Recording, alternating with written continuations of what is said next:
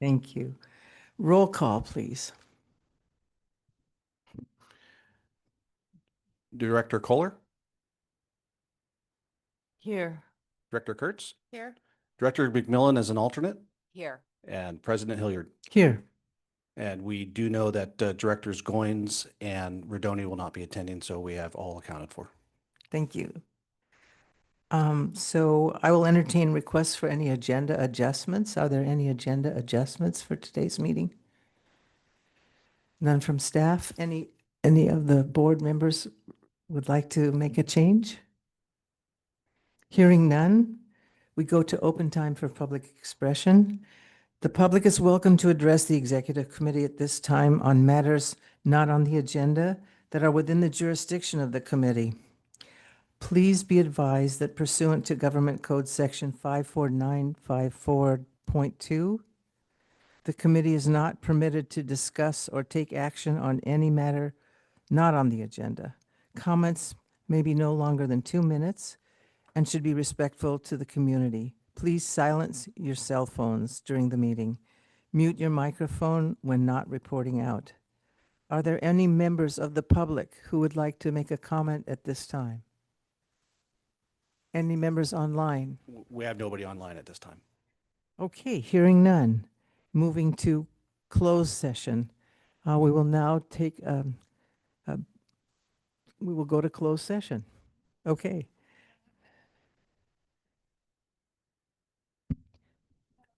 You wanted The minutes consent? come after the closed session, as does the executive officer's report. But if you could just for formality, take comment on the closed session items in case there is any, just so we have it on the record. Okay, we are going into closed session and the items are a public performance evaluation, conference with labor negotiator, conference with legal counsel. Are there any comments on those items from the public? No one in-house and no one online. Hearing none, we will move to closed session. Thank you.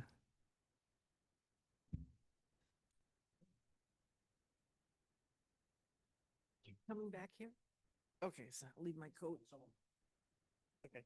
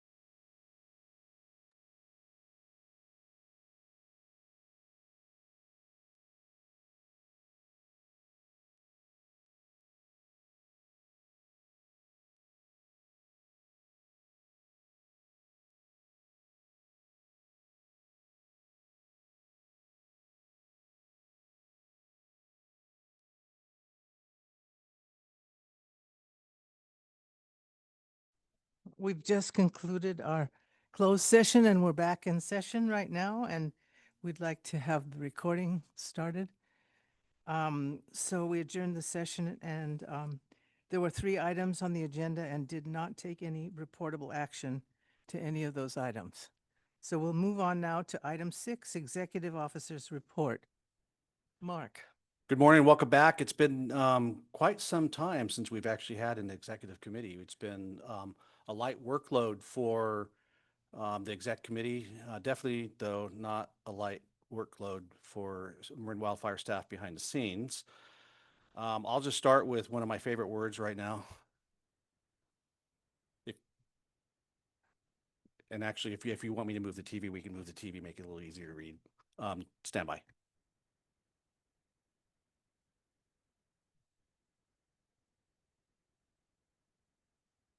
Good.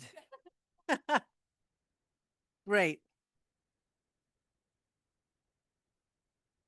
Okay. I will just start off with my favorite word right now, and that is rain. We like to mention that we don't have a fire season anymore, but we have preparedness levels. And we've had enough rain that our preparedness levels can start feeling better. That's the good news. What we'll need to do, though, is to have that rain continue and hopefully continue at a nice, even pace all the way through April. That would be my dream. So, but definitely the rain is welcome. And the volume of rain that we've had so far has not limited our work. We've not worked on some of the heavy rain days, but the moisture saturation hasn't been such that we're worried about slides for our work. So for instance, even with the rain, we were able to start a project out in Sea Haven and Inverness today because the soils were still not oversaturated. So great news about that. We did have a nice site visit for the Greater Mill Valley Fuel Break.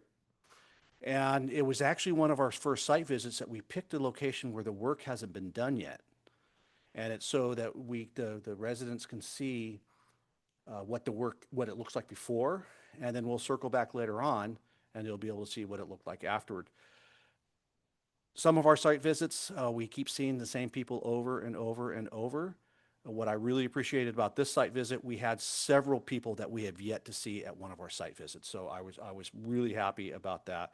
And it was a great partnership between Southern Marin Fire, City of Mill Valley, Marin County Parks and Open Space, Marin Wildfire, and our staff, our consultants of Sequoia and Panorama were all there. Great feedback. The Coastal Fuel Reduction Network, which is the projects that we were able to get approved through the governor's exemption, very successfully used through the governor's exemption. We would not be doing this work yet if it weren't for the exemption that we went through. And remember, we didn't bypass any environmental processes. The point of the exemption was to streamline the process. And we've executed one project in Muir Beach. We're starting another project in Stinson Beach. And as I mentioned, we are starting in Sea Haven today.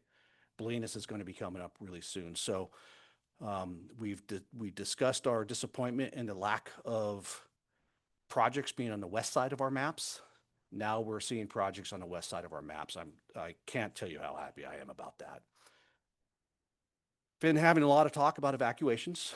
Had a presentation that Marin Wildfire supported along with Southern Marin Fire, Mill Valley PD, and OEM in Mill Valley.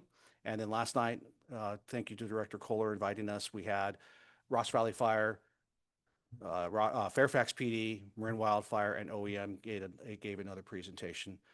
Maybe not this year now that we're getting at the tail end and maybe evacuations aren't on the forefront, but definitely open to continuing these. Evacuations there's a lot of emotional responses surrounding evacuations, and it scares people. And I think the way that we've turned this presentation is will help alleviate some of the fears and get people into the right frame mindset when it comes to what we are doing on the back end. And one of the things that we're finding is whenever there's a perceived failure of an evacuation outside of Marin, it translates into fear that that same failure will happen in Marin. And so without pointing fingers, what we'd like to do is say, all right, this is what we learned from failures outside of Marin, and these are the mitigations that we have put in place in Marin to make sure that those failures don't happen. And then finally, starting 5 days ago, we opened up our recruitment for the Community Oversight Committee. Every year, we will have one position for a high school student. So we're connected with MCOE to help try recruit that. This year, we have our Novato position, environmental position, and our taxpayers organization position open. So those are the 3 spots that are scheduled to open this year. We've had a vacancy on the taxpayer position because our member from the taxpayer organization stepped down. So we tried to recruit last year, we were unsuccessful. I'll meet with the taxpayers organization again and try to successfully recruit this year. And as also a reminder, we still have a vacancy for our community-based organization.